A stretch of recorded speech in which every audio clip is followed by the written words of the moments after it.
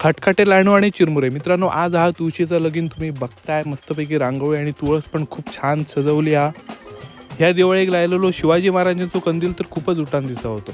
सगळं आटपलो आणि मस्तपैकी पिशी चिरमुरले जमोक घेऊन मी या गावाच्या दिशेने बाहेर पडलो. चिंच टाका. आजूबाजूच्या घरांमध्ये मस्तपैकी 4-5 तुळशीचे लग्न केली आणि त्याच्यानंतर आमचा नंबर होतो.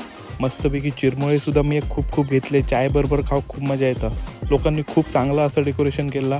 शेवटी आमच्या घराकडे इले सगळे मित्र आणि तुळशीचं लगीन चालू झाला. मित्रांनो, आमच्याकडे तुळशीचं लगीन झालं आणि खटखटे लाडू पण लगेच संपले. दाटीक लागा नसले तरी तुळशीच्या लग्नात खटखटे लाडू खाण्याची मजाच वेगळी असतात.